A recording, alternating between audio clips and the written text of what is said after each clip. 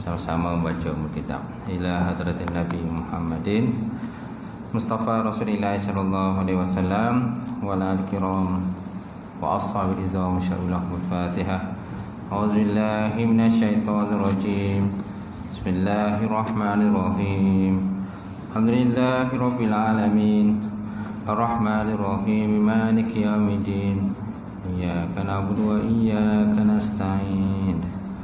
Ihdinas siratal mustaqim, siratal ladzina an'amta 'alaihim ghairil maghdubi 'alaihim waladdallin. Amin. Assalamualaikum warahmatullahi taala wabarakatuh. Alhamdulillahi wahdah, sadaqa wa'dah, wa nasara 'abdah, wa 'azza jundahu, wa hazamal ahzaba wahdah. Asyhadu an la ilaha illallah wahdahu la syarika lah, wa asyhadu anna Muhammadan abduhu wa rasuluh.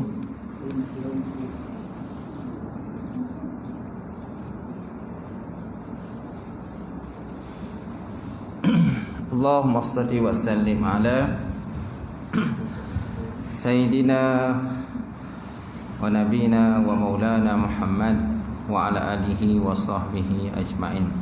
Qala Allah Subhanahu wa ta'ala fi kitabil azim, ba'da'udzu billahi minasyaitonir rajim, wasari'u ila maghfiratin min rabbikum wa jannatin arduhas samawati wal ardh wa iddat lil muttaqin allazina yunfiquna fis sarra'i wad dharra'i wal kazimina al ghaidha wal 'afina 'anil nas wallahu yuhibbul muhsinin. Sadaqallahul azim. Wa qala Nabi sallallahu alaihi wa ala alihi wa sahbihi wa baraka wa sallam, kullu ummati yadkhuluna al-jannah illa man aba. Qalu faman yaba ya Rasulullah? Qala Rasulullah sallallahu alaihi wasallam, man ata'ani dakhala al-jannah wa man asani faqad aba. Sadaqa Rasulullah sallallahu alaihi wasallam.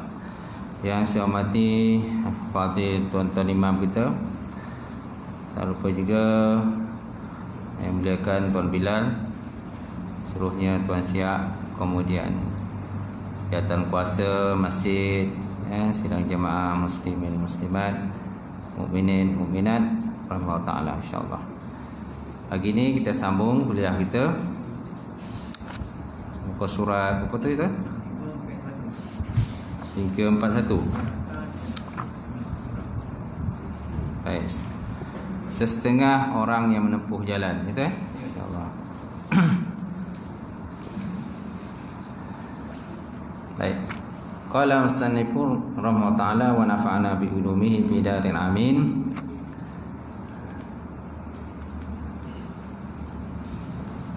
Sesetengah orang yang menempuh perjalanan menuju kepada Allah Subhanahu wa taala,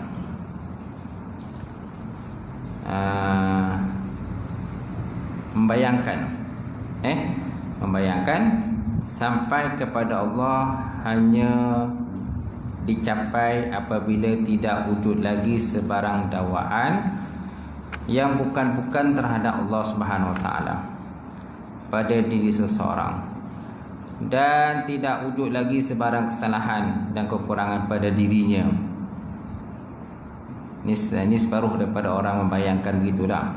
Kata musannif, setengah orang menempuh jalan menuju nak tuju pada Allah ni, mereka membayangkan sampai pada Allah hanya dicapai apabila tak wujud lagi sebarang dakwaan yang bukan-bukan terhadap Allah pada dirinya sendiri, dan tidak wujud lagi sebarang kesalahan dan kekurangan pada dirinya. Syekh menyatakan, jangan anda tamakkan perkara ini. Jangan anda tamakkan perkara ini. Mana jangan kita beranggapan begitulah. Kerana ia bukanlah berada dalam ruang lingkup kemampuan kita ataupun kemampuan anda, dan bukan juga termasuk ke dalam syarat sampai pada Allah. Dia bukan juga termasuk syarat sampai ataupun usul Allah Subhanahu wa taala. Setiap manusia selain daripada para rasul ada melakukan kesalahan dan membuat dakwaan yang bukan-bukan. setiap manusia selain daripada Rasul. Selain pada Rasul lah. Kerana Rasul ni maksum, terpelihara kan. Cuma kalau mereka ada buat kesalahan pun, mereka untuk syariat. Kalau Nabi lewat solat, katanya Nabi untuk syariat. Kenapa boleh buat begitu? Mesti ada sebab-sebab tertentu lah untuk syariat. Dan Nabi tahu kepada umat baginda Rasulullah sallallahu alaihi wa ala alihi wasallam. Ia juga mempunyai kekurangan. Sampainya anda kepada Allah hanyalah semata-mata kemuliaannya Allah Subhanahu wa taala. Sampainya kita kepada Allah tu di atas kemuliaan yang Allah Taala bagi kepada kita lah. Baik, sebelum tu kita lihat nombor di belakang tu. Lihat di belakang tu, matan itu kan. Setelah Syekh menjelaskan law annaka tu, belakang kan. Dia ada sambung tu belakang tu. Law annaka la tasilu ilaihi illa ba'dal fana'i masyawika wa mahwi da'awika lam tasilu ilaihi abada. Walakin idza arada an yuwassiluka ilaihi ghatta wasfika biwasfihi wa na'taka bina'tihi fawasalaka ilaihi bima minhu ilaika la bima minka ilaihi. Maksudnya, seandainya anda tidak dapat sampai ataupun hampir kepada Allah Subhanahu wa taala kecuali setelah hilangnya perbuatan-perbuatan keji anda dan pengakuan-pengakuan anda, maka anda tidak akan dapat sampai kepada Allah Ta'ala selama-lamanya. Lam tasilu ilaihi abada. Lau annaka la tasilu ilaihi ila ba'dal fana'i masyawika wa mahwi da'aika lam tasilu ilaihi abada. Seandainya anda tidak dapat sampai atau hampir pada Allah kecuali setelah hilangnya perbuatan-perbuatan keji anda dan pengakuan-pengakuan anda terhadap Allah, maka anda tidak akan sampai kepada Allah Ta'ala selamanya. Sebab kita ni memang nak sucikan diri kita sepenuhnya memang tak dapat lah. Itu maksudnya. Kita nak bersihkan diri kita ni sebersih-bersihnya tak mungkin kan. Kerana sifat kita ni sifat manusia biasa, mesti sedikit sebanyak akan ada lah lintasan ilasan dalam hati kita, sangkaan-sangkaan dalam hati kita terhadap sesuatu. Betul tak?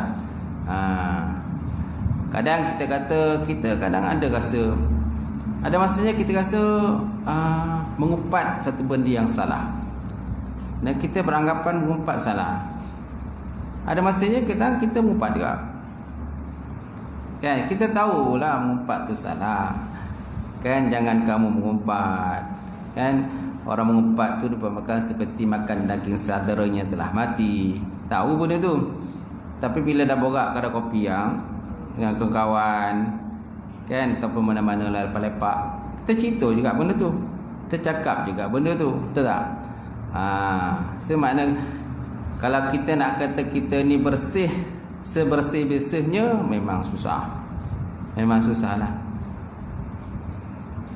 Kecuali kalau kita tak bercakap langsung, duduk senyap je, pergi minum kedai kopi kan, tertarik, senyap je, tak cakap apa-apa. Tak cakap apa-apa pun, mungkin mata kita pun melilau juga, hati kita pun bercakap juga. Susah juga kan. Nak nyatakan kita ni bersih. So kalau kita nak tunggu kita bersih selama-lamanya baru nak sampai pada Allah, mustahil, kata Musannif. Baik, kemudian akan tetapi apabila Allah Ta'ala berkehendak membuat anda sampai kepadanya, dia menutupi sifat anda dengan sifat-sifatnya Allah dan memberi anda sifat-sifatnya kepada anda. Nampak? Allah Ta'ala tutup. Kalau seandainya Allah Ta'ala tidak menutup kelemahan-kelemahan kita, kaiban-kaiban kita kan, maka sudah tentu orang mungkin akan memburukkan kita. Orang akan melabelkan kita ni orang buat banyak maksiat, dosa dan sebagainya. Tapi sebabkan Allah Ta'ala menutup kaiban-kaiban kita itu, maka orang nampak kita orang yang soleh, orang yang baik dan sebagainya. Di sebalik itu kita tak tahu, antara kita dengan Allah Ta'ala saja, betul tak? Semacam mana kita nak kata kita ni bersih, suci dan sebagainya? Tak mungkin lah tentu. Baik, kemudian jadi sampai anda kepadanya adalah sebabkan anugerahnya Allah pada anda. Jadi sampai kita kepada Allah, ada Allah Ta'ala anugerah pada kita, dan bukan kerana amal yang anda tujukan kepadanya Allah Subhanahu Wa Ta'ala. Bukan disebabkan amal kita, tapi sebabkan Allah Ta'ala anugerahkan pada diri kita, maka dapatlah kita insya-Allah masuk dalam syurga Allah Subhanahu Wa Ta'ala. Baik, kemudian ada satu kan di bawah tu. Allah Ta'ala menutup sifat manusia dengan sifat-sifatnya. Artinya orang itu selalu merasa fakir dan harap kepada pertolongan Allah Subhanahu Wa Ta'ala. Ya ayuhan nas, kata Allah, antumul fuqara'u ila Allah wallahu ghaniyyun hamid. Ya ayuhan nas, wahai manusia, antumul fuqara'u ila Allah, kamu ni fakir kepada Allah.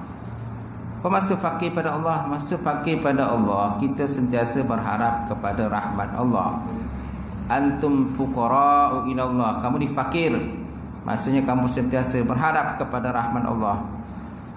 Wallahu huwal ghaniyyun hamid, sedangkan dianya Allah Ta'ala tu ghani, maha kaya, lagi maha hamid, maha terpuji. Sebenarnya kita sentiasa harap rajak pada Allah.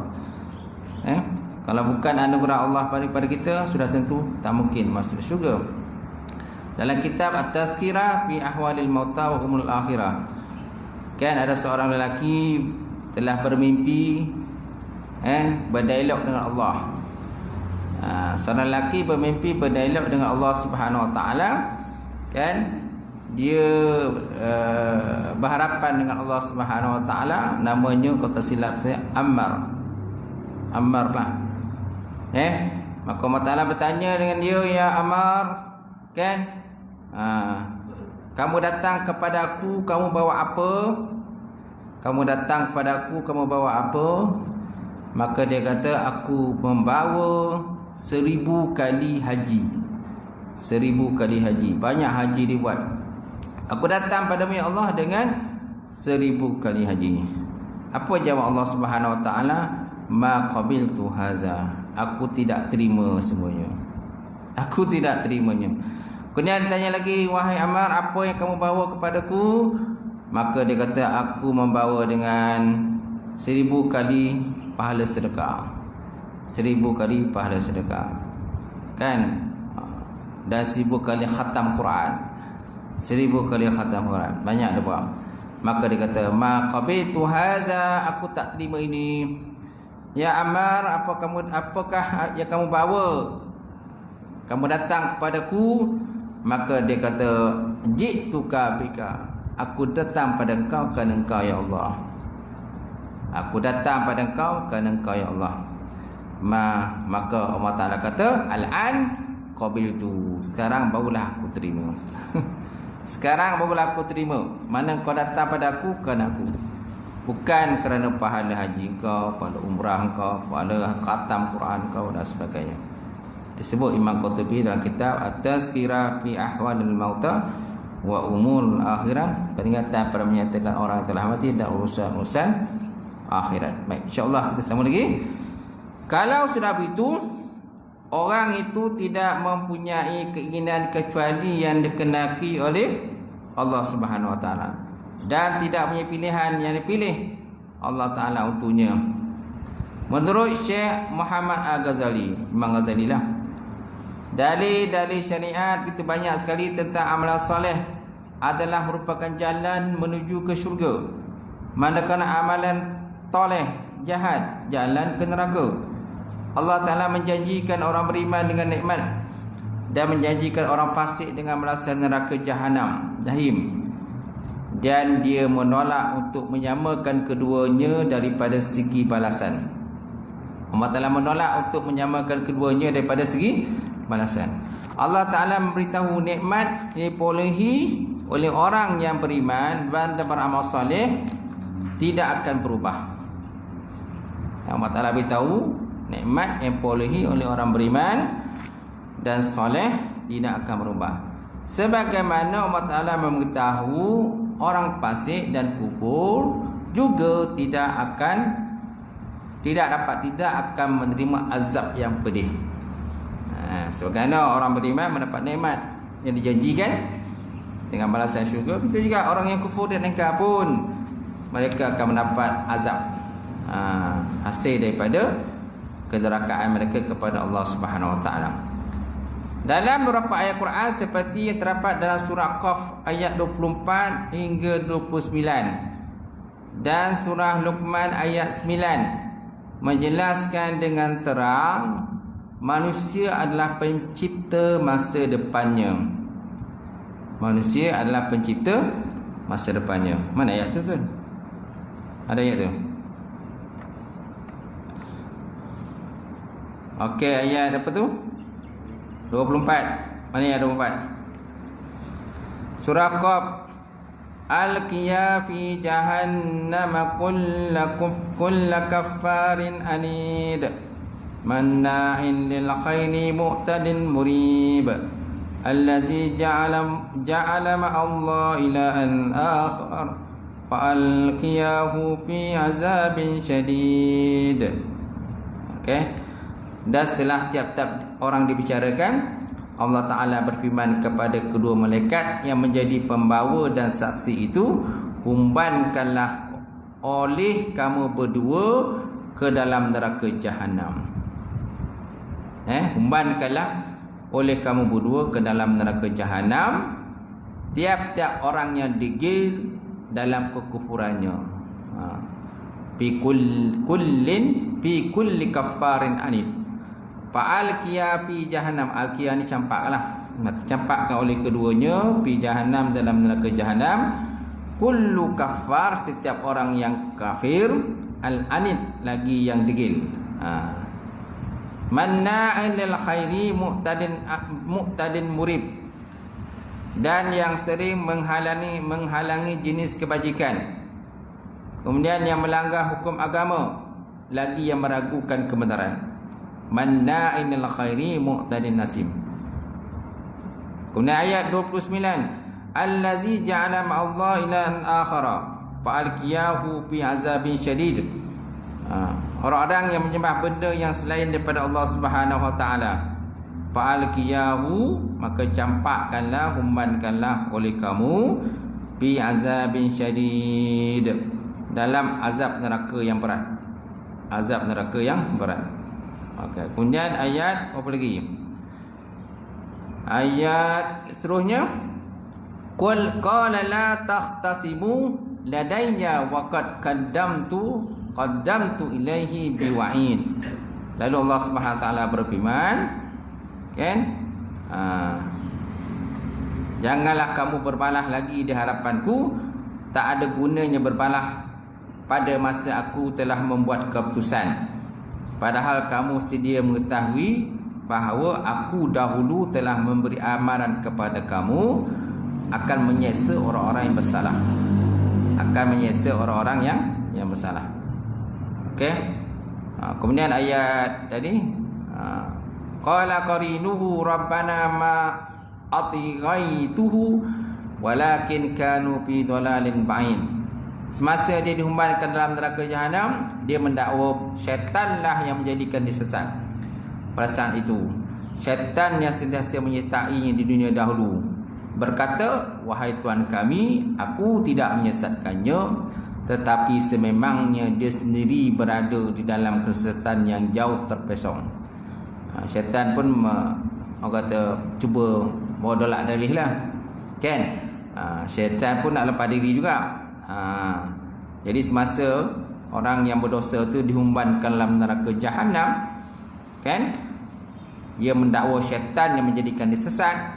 Pada saat itu, melalui syaitan yang sentiasa berada pada masa itu, menyertainya ketika di dunia dahulu berkata, wahai Tuhan kami, aku tidak menyesatkannya, tetapi sememangnya dia sendiri berada dalam kesesatan yang jauh terpesong.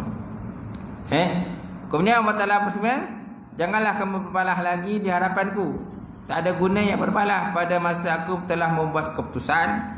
Padahal kamu sedia mengetahui bahawa aku telah memberi amaran dulu di dunia. Aku akan menyiksa orang-orang yang bersalah. Ma yubadil qaulul ladayya wa ma ana bizallamin lil abid.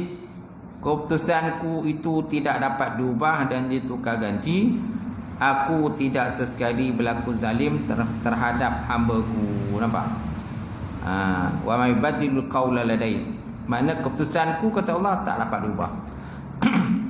Dan keputusan aku tak boleh ditukar ganti. Dan aku, kata Allah, aku tidak sesekali berlaku zalim terhadap mana-mana di kalangan hamba-Ku. Nampak tak? Ini balasan orang yang engkar pada Allah lah. Dia ada kaitan di atas tadi, kan? Mana kalau orang beriman mendapat balasan yang baik, dan orang yang kufur mendapat balasan siksaan azab daripada Allah Subhanahu Wa Taala. Dan Allah Ta'ala dah bagi amaran lah. Kat dunia dah bagi amaran dah. Kalau siapa buat jahat, degil-degil, mana balasannya azab. Aku dah beritahu dah pada Allah Ta'ala. Aku dah beritahu pada manusia. Baik, kemudian kalau orang buat baik pula, Allah Ta'ala sebut dalam surah apa tu? Surah Luqman kan? Surah Luqman ayat 9. Apa ayatnya? Khalidina fiha wa'dallahi al-haqqa wa huwal azizul hakim.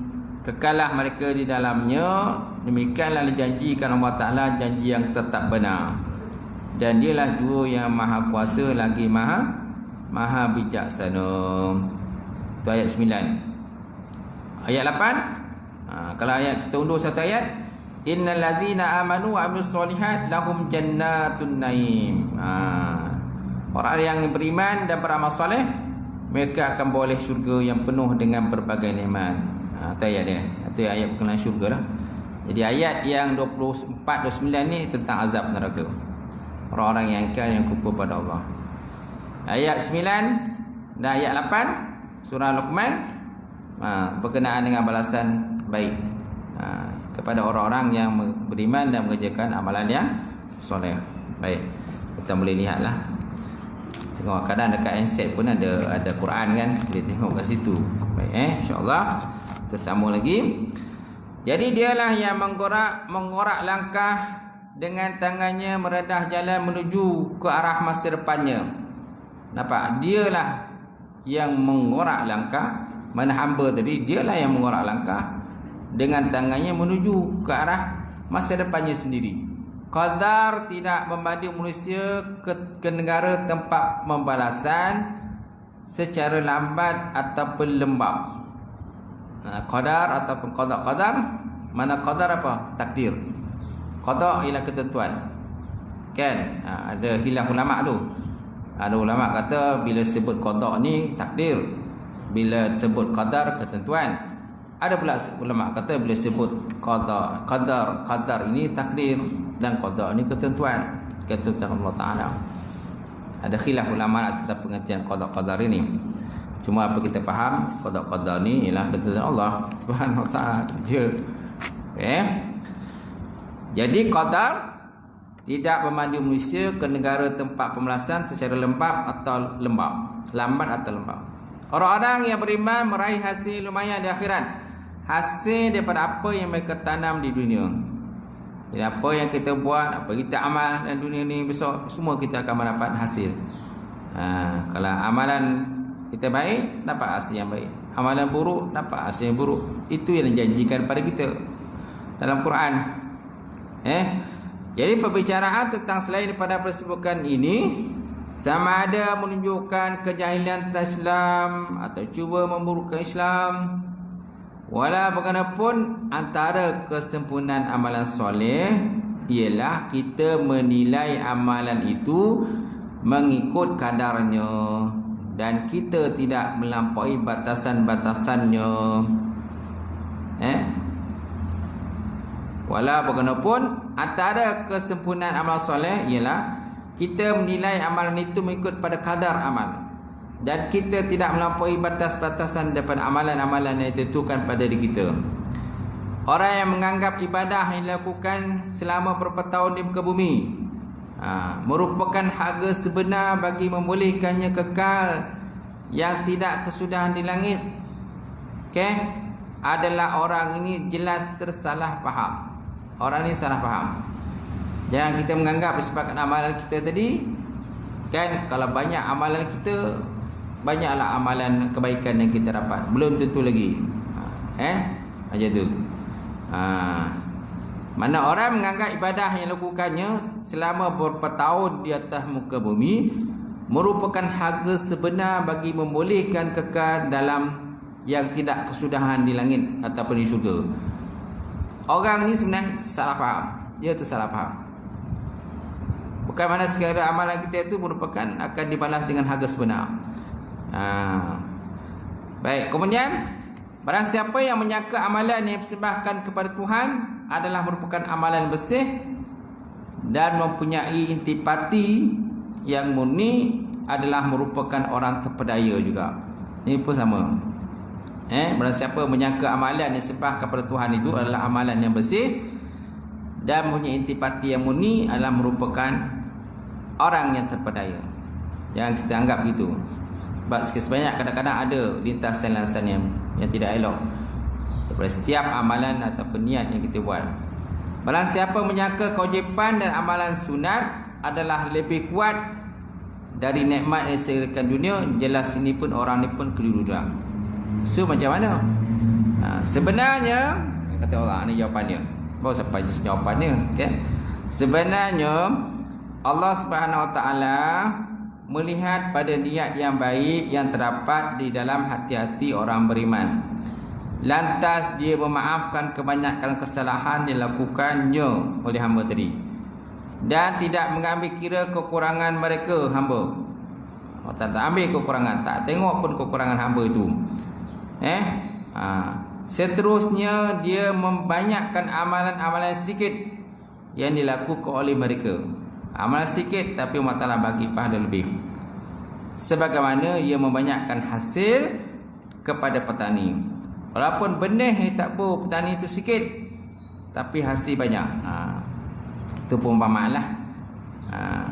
Benih yang ditabur oleh petani tak banyak, kadang tak banyak, tapi hasilnya kembang banyak. Kat situlah Allah Ta'ala bagi kelebihan pada kita sebagai hamba-Nya. Malah amalan sikit tapi pahala lebih dijanjikan kepada manusia lah yang beriman kepada Allah Subhanahu Wa Ta'ala. Jadi maknanya Allah Ta'ala melihat pada niat yang baik terdapat dalam hati-hati orang beriman.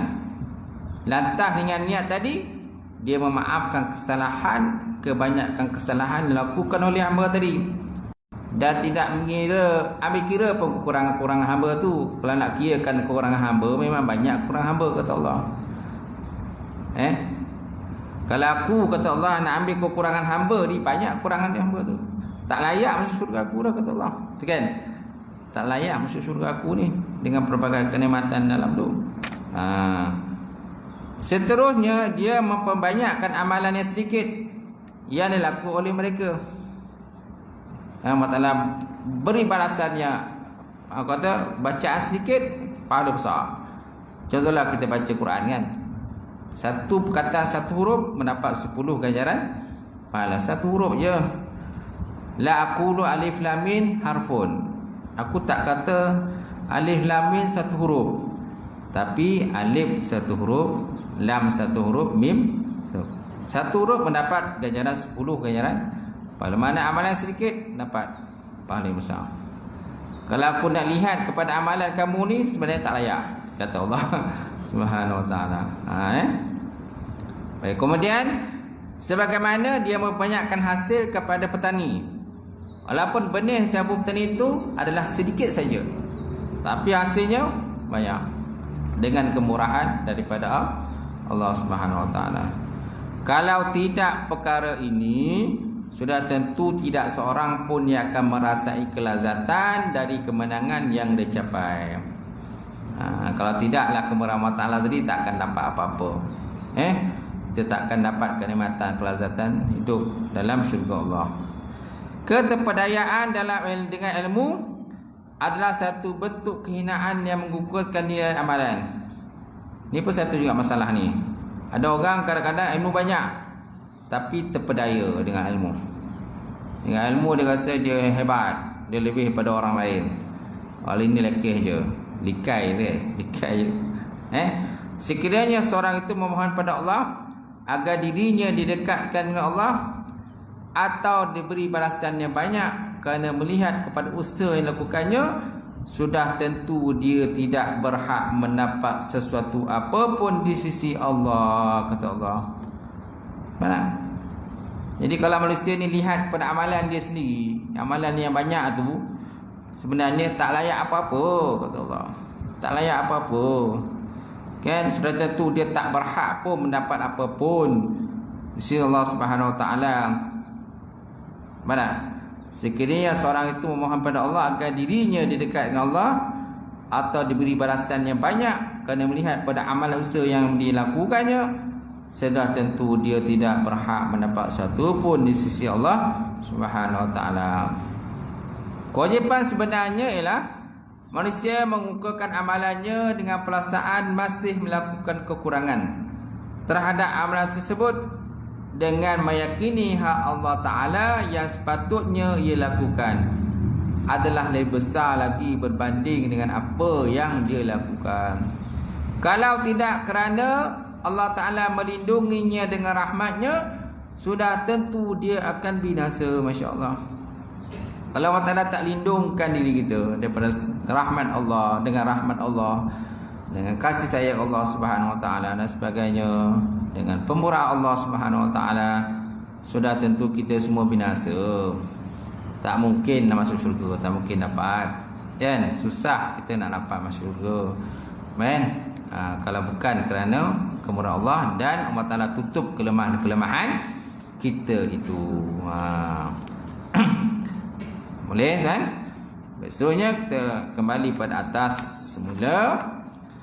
Jadi setengah orang menempuh menuju jalan menuju pada Allah, membayangkan sampai kepada Allah hanya dicapai apabila tidak wujud lagi sebarang dakwaan yang bukan-bukan terhadap Allah Ta'ala pada dirinya sendiri, dan tak wujud lagi sebarang kesalahan kekurangan pada dirinya.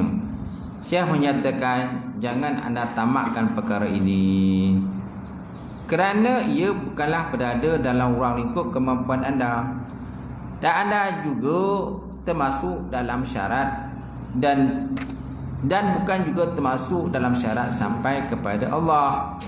Setiap manusia selain daripada para rasul ada melakukan kesalahan dan membuat dakwaan yang bukan terhadap Allah. Ia juga mempunyai kekurangan-kekurangan. Sampainya anda pada Allah hanyalah semata-mata kemuliaan daripada Allah Subhanahu Wa Taala. Itu semua kita mohonkan kemuliaan Allah. Kita mohon pada Allah tutup kelemahan-kelemahan kita, tutup kekurangan-kekurangan kita, tutup keaiban-keaiban kita. Tapi kalau Allah Ta'ala nak buka keaiban, itu tak boleh buat apalah. Dia kuasa membuka keaiban kita, kelemahan kita. So kalau Allah Ta'ala membuka keaiban kita, maknanya Allah Ta'ala minta kepada kita bertaubat kepada dia. Itu sebabnya kita jangan bersangka buruk pada Allah. Bila Allah Ta'ala membuka keaiban kita, sebenarnya Allah Ta'ala nak tunjukkan sifatnya Al-Ghafur, At-Tawwab, Maha penerima taubat, Maha pengampun. Allah Ta'ala Maha pengampun. Ada tujuan kalau Allah Ta'ala membuka keaiban kita tu. Yang penting kita bersangka baik dengan Allah lah. Ada orang bila Allah Ta'ala buka keaibannya, dia menyalahkan Allah. Dan sepatutnya Allah Ta'ala membuka keaibanku di kalangan manusia. Kita sangka baik dengan Allah. Kenapa Allah Ta'ala buka keaiban kita di hadapan manusia, sehingga manusia tahu kesalahan yang kita buat, dan akhirnya kita ditangkap, kita dimasuk mahkamah, dan kita disumbat dalam penjara 10 tahun, 20 tahun dan sebagainya. Kenapa Allah Ta'ala buat begitu? Supaya Allah Ta'ala nak mohon pada minta pada hamba ni kembali semula pada Allah, supaya Allah Ta'ala nak menzahirkan sifat At-Tawwab, aku ni Maha pengampun, aku ni Al-Ghafur, penerima taubat, penerima pengampun, pemaaf dan sebagainya. Al-Afu, pemaaf. Tujuan Allah Ta'ala buat begitu tu, supaya manusia itu sedar, insaf. Baik, seterusnya, kemudian terdapat realiti dan keinginan. Adab kita ialah kita berusaha mendapat makam yang paling tinggi. Tetapi apakah realiti keadaan sebenarnya? Terdapat realiti dan keinginan di kalangan hamba ni. Adab kita ialah berusaha mendapat makam yang paling tinggi lah. Tetapi realiti keadaan sebenarnya tidak begitu. Rasulullah SAW bersabda, demi diriku yang berada dalam genggamannya, sekiranya anda tidak melakukan sebarang dosa, sudah tentu Allah akan menghapuskan anda, dan dia akan membawa satu kaum yang lain yang melakukan dosa, lalu mereka memohon ampun kepada Allah, dan Allah Ta'ala memberikan ampunan kepada mereka. Hadis riwayat daripada Muslim. Kata siapa ni tuan? Kata Rasulullah SAW. Kan? Kalau seandainya kamu tidak ada dosa, suci, murni, tidak ada dosa sekalipun, satu dosa pun tak ada buat, maknanya kamu bersih lah. Apa kamu nak hidup dunia lagi? So Allah Ta'ala akan matikan kamu lah. Allah Ta'ala terus matikan kamu sebab dah tak ada dosa apa-apa, dah bersih. Jadi Allah Ta'ala berikan kamu dosa, kan, berikan sesuatu kesilapan dan kesalahan, supaya kamu nanti dapat kembali semula kepada Allah. Ataupun Allah Ta'ala memberi satu kaum yang lain, mewujudkan satu kaum yang lain, melainkan satu kaum yang berdosa. Bila kaum tu berdosa, datang utusan-utusan, kan, orang ulama ataupun orang soleh beri nasihat kepada mereka, akhirnya mereka memohon keampunan kepada Allah Subhanahu Wa Ta'ala. Itu tujuan yang Allah Ta'ala buat begitu. Tak ada kata saja-saja yang Allah Ta'ala buatkan satu kaum tu berdosa. Tak ada sesaja begitu, mesti ada sebab, supaya mereka kembali rujuk kepada Allah Ta'ala, supaya mereka menyebut nama Allah. Ya Allah Tuhanku, ampunkanlah dosa kami. Ya Allah Tuhanku, ampunkanlah kesalahan dan dosa silapan kami. Jadi Allah Ta'ala dengarkan rayuan dan intihan di kalangan hamba dia, lalu dia memaafkan kesalahan mereka. Baik, antara hikmah Allah Ta'ala ialah mengadakan dosa bagi menzahirkan nama-namanya yang maha penerima taubat. Nampak? Apa tujuan Allah Ta'ala mengadakan dosa pada hamba? Ia mengadakan dosa bagi hamba bagi menzahirkan nama-namanya yang maha penerima taubat, At-Tawwab, kemudian pemberi kemaafan, Al-Afu, dan juga maha pengampun, Al-Ghafur. Kerana manusia terbagi pada dua golongan, orang Islam dan orang kafir. Orang Islam dan orang kafir, kan? Jadi yang berdosa ni biasa orang Islam, dia berdosa, kan? Orang kafir memang tak ampunkan selama-lamanya, kecuali dia masuk Islam, maka dia ampunkan dosa dia. Yang banyak berdosa ni orang Islam. Orang berdosa. Orang kita ni mengaku beriman, kita ada buat dosa. Mulut kadang celupa, kan? Mata lihat benda haram, hati kan banyak sangka buruk dengan orang lain, sebagainya. Tangan buat benda yang tak elok, kaki melangkah tempat yang tak elok dan sebagainya. Jadi kenapa Allah Ta'ala menjadikan hamba itu berdosa? Supaya Allah Ta'ala nak zahirkan sifat At-Tawwab, aku ni penerima taubat, kan? Carilah jalan untuk bertaubat. Aku ni Al-Afu, kemaafan. Carilah jalan untuk supaya aku memaafkan kesalahan kamu.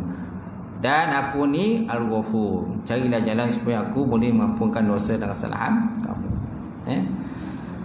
Kemudian orang kafir tidak akan diampunkan Allah Ta'ala selama-lamanya. Ini merupakan satu keadaan di mana tidak zahir nama-nama Allah yang baik, seperti yang maha pengampun dan yang maha penerima taubat.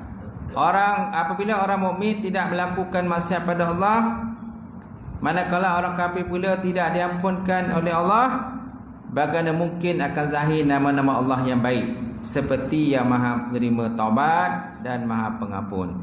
Allah Ta'ala mencipta makhluk supaya mereka mengetahui nama-namanya yang baik, dan juga nama-nama yang baik itu diketahui, supaya nama-namanya diketahui, manusia tahu nama-nama dia, kerana dia banyak nama. Asy-Syakur, At-Tawwab, Ar-Rahman, Ar-Rahim, Ar-Razzaq, penerima rezeki, penguruskan rezeki kan. Banyak kan nama Allah Ta'ala. As-Sabur, penyabar. As-Sabur, penyabar. Sabirin, orang-orang yang sabar. Tapi sayang tak sabar. Kan ada tu. Nama siapa? Sabirin. Nama siapa? Sabirah. Sabirah ni perempuan lah. Laki-laki Sabirin. Tak dapat sabar tu lah. Tak sabar tu, bongi aku je. Siang malam pagi petang bongi je. Nama Sabirin, nama apa? Sabirin, sabar. Nama Sabirah, sabar kan. Tak dapat sabar dah, bongi je kan. Kono sikit apa, bongi je kan. Jadi gagal lah. Jadi kena hayatilah nama-nama yang baik. Allah Ta'ala bagi pada kita kan. Mak ayah kita bagi nama kita dengan baik, kita hayatilah nama tu. Seterusnya, Allah Ta'ala mencipta makhluk supaya mereka mengetahui nama-nama yang baik, dan juga nama-nama yang baik itu diketahui. Nama Allah Ta'ala yang maha penerima taubat akan zahir melalui wujudnya orang-orang beriman yang melakukan maksiat dan akhirnya bertaubat pada Allah, dan Allah Ta'ala menerima taubat mereka. Syekh Ibn Athaillah menarik perhatian kita kepada realiti keadaan. Apabila wujud di samping keburukan dan dakwaan yang bukan-bukan daripada anda, perasaan bergantung, menaruh harapan dan merasa hina terhadap Allah, Allah Ta'ala akan memuliakan anda dengan sampainya anda kepadanya, kerana itu adalah urusannya Allah bagi menzahirkan kemuliaannya, keampunannya dan taubatnya. Nampak? Kadang-kadang ada benda-benda yang buruk-buruk yang kita salah sangka dengan Allah. Tak baiklah Allah Ta'ala ni, kenapa aku je kena, orang lain tak kena pun? Kenapa keluarga aku yang kena, keluarga lain tak ada kena pun? Kenapa aku hidup ni susah, fakir, orang lain semua kaya-kaya? Kaya-kaya kan? Kaya-kaya pun tak tentu juga bahagia. Dia kadang tak bahagia. Saya tadi dilantik sebagai apa? Salah satunya jawatan tugasannya jawatan kuasa pendamai. Jawatan kuasa pendamai. Mana kalau ke mahkamah, contohnya suami isteri nak bercerai, seorang nak cerai, seorang tak nak cerai. Jadi benda tu dia akan pulangkan ke pejabat agama. Lantik jawatan kuasa pendamai. Lantik jawatan kuasa pendamai. Panggillah kan, panggillah orang-orang yang berkenaan tadi, sama ada wakil dia ke ataupun plaintiff dependent, panggillah tu. Kat situ nampak terbukalah rahsia-rahsia tu. Kita tengok gaji suami 30,000, 40,000, tapi isteri tak bahagia kan. Isteri minta cerai, macam-macam lah. Ada yang gaji dulu 30,000, sekarang dah jadi 8,000. Isteri 2, dah bergaduh, berantak, macam-macam lah tu. Macam-macam tu. Jadi mana gaji besar belum tentu bahagia. Nampak? Pun gaji besar belum tentu bahagia. Jadi maknanya kekayaan tu belum tentu wujudkan kebahagiaan. Yang penting mana walaupun tak banyak, mungkin keberkatan. Keberkatan daripada Allah Subhanahu wa ta'ala. Itu yang kita nak. InsyaAllah itu cukup kan. Jadi apabila wujud di samping keburukan dan awan-awan yang bukan-bukan daripada anda, perasaan bergantung, menaruh harapan dan merasa hina diri terhadap Allah, Allah Ta'ala akan memuliakan anda dengan sampainya anda kepadanya. Kerana itu adalah urusannya bagi menzahirkan kemuliaannya, keampunannya dan taubatnya.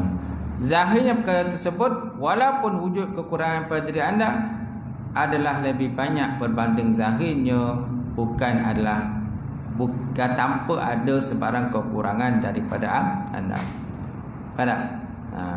Sebenarnya kita ada kelemahan, kekurangan dan sebagainya. Sampai situ wallahu alam bisawab. Tanda situ beda. Kita ambil sikit lah kitab ni. Kau tak bergerak langsung lah kan. Muka surat 229 lah. 229. Okay, dalam bab apa ni? Masih dalam perbincangan bab apa? Pahala doa baca Quran, tahlil dan sedekah kepada orang mati kan? Betul tak? Perbincangan tu.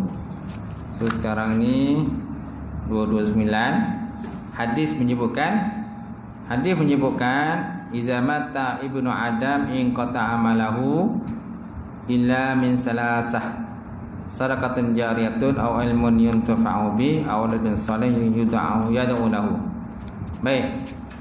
Hadis ini bermaksud apabila seorang meninggal dunia, segala amalan terputus kecuali 3 perkara yang disebut dalam hadis, kerana 3 perkara tersebut adalah daripada usaha mayat sendiri. Adapun amalan yang masih hidup sentiasa berkekalan. Oleh itu tidak ada larangan orang yang masih hidup dan beramal lalu menghadiahkan pahala amalannya pada orang yang telah meninggal dunia. Kan? So mana kita bolehlah beramal untuk kita ialah orang dah mati. Orang dah mati tu amalannya terputus. Kecuali adalah sedekah jariah. Kalau ada banyak buat sedekah jariah, bolehlah. Tapi kalau sedekah jariah tu dah terputus, itulah kalau diinfakkan kapet ke masjid. Selagi mana kapet tu masih utuh, orang pakai, pahala mengalir lah. Tapi kalau seandainya kapet tu dah rosak, dah tak ada dah, terputus lah. Tapi kalau anak-anak ni, selagi mana anak tu masih hidup, maka berterusan lah. Betul tak? Terusan lah. Apalagi kalau anak je ramai, anak sampai 10 orang kan. Dan anak 10 orang tu anak-anak yang baik pula, sentiasa mendoakan mak ayah dia. Jadi selagi mana mereka masih hidup, dia doa lah kan. Jadi sentiasa lah pahala tu mengalir lah. Kecuali lah kalau seandainya, kalau contoh menginfakkan bangunan, mewakafkan bangunan, ataupun mewakafkan tanah. Kalau mewakafkan tanah lagi lama. Selagi mana kiamat tak berlaku, selagi itulah tanah tu akan kekal kan. Itu juga dengan bangunan ta'alih. Dia ada benda alih, benda ta'alih kan. Kalau idakah tu benda yang ta'alih, tak boleh alih, bangunan. Selagi mana bangunan tu masih utuh, selagi tu pahala mengalir lah. Macam tu. Kalau bangunan tu dah hancur, dah rosak, dah digunturkan orang, tak dapat ke dah pahala tu mengalir. Jadi hadis ini bermaksud apabila seorang meninggal dunia, segala amalannya terputus kecuali 3 perkara. Dan sebut dalam hadis itu, sedekah jariah, sedekah jariah, ilmu yang tafa'u bih, ilmu manfaat yang diajarkan pada orang lain, aw waladun soleh, anak yang soleh yang mendoakan bagi dia. Itulah benda yang akan sampai pada hamba tadi. Jadi mana tak salah lah kata kita buat tahlil ke, buat apa ke, demi itu dia niatkan tu sedekah pada si mati lah. Imam Suyuti menyebutkan dalam nazamnya 10 amalan yang pahalanya sampai pada seorang walaupun selepas kematiannya. Pertama, ilmu yang disebarluaskan. Kedua, doa daripada anak keturunannya. Ketiga, pokok yang ditanam. Apa pokok yang ditanam tu? Yang ada hasil lah. Jangan pokok tak ada hasil. Pokok yang ada hasil, yang tuan-tuan tanam tu, mana dia punya buah tu masih lagi berterusan kan. Kalau tak ada hasil pun maknanya bolehlah tempat orang berteduh, ada juga pahala kan. Orang berteduh. Kemudian sedekah jariah yang berjalan pahalanya. Quran yang diwakafkan, dengan syarat Quran tu dibacalah. Kalau tak je, tak ada siapa baca pun, berapa-berapa pun, macam mana pahala nak mengalir. Mestilah Quran tu sekali tu buka lah Quran, kan, agih-agihkan baca kan, minta lah Imam Bilal jangan Al-Quran tu terperap dalam mari tu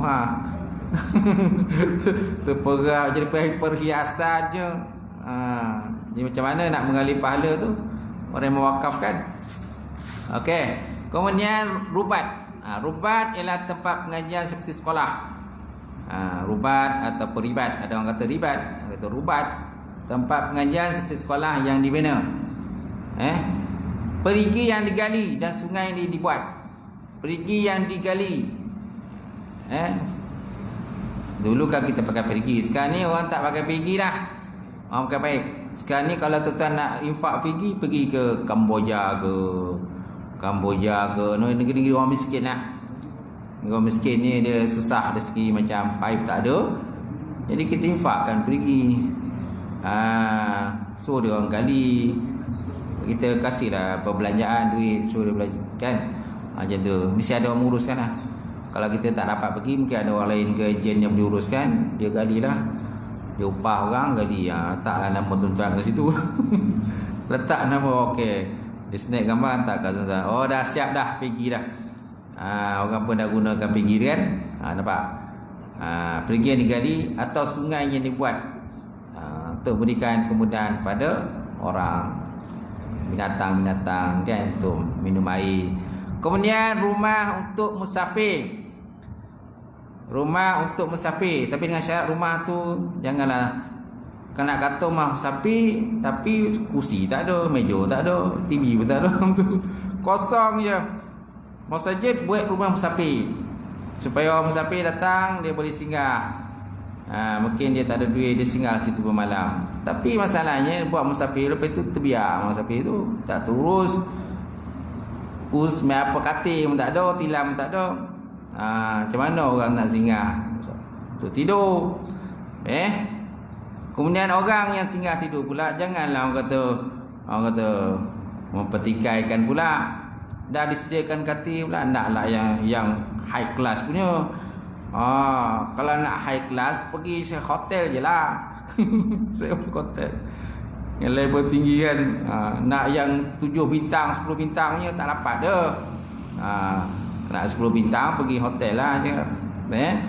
Kemudian tempat untuk berzikir, digunakan tempat untuk berzikir. Kemudian mengajar Quran yang mulia. Dan juga pendapat ulama. Wallahu a'lam bissawab.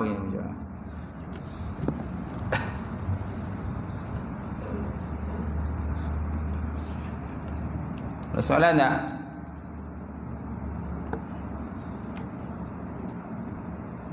Tak ada? Auzubillahi minasyaitonir rajim. Bismillahirrahmanirrahim. Alhamdulillahirabbil alamin wassalatu wassalamu ala asyrofil mursalin wa ala alihi washabihi ajmain. Allahumma zidna ilman nafi'a wa yaqinan sadiqan wa ma'alam taqabbalan rizqan halalan mubarakatan katsiran wa siyana fataya alimna wa lana qulubana bi nuri ma'rifataka wa aftah lana bil arifin. Allahumma faqina fid din, Allahumma faqina fid din, Allahumma ij'al hadza jam'an marhuma wa tafarruqana min ba'di tafarruqul ma'suma. Rabbana atina fid dunya hasanah wa fil akhirati hasanah wa qina azabannar. Subhana rabbika rabbil izzati amma yasifun wa salamun alal mursalin alhamdulillah. Qabbalallahu minkum.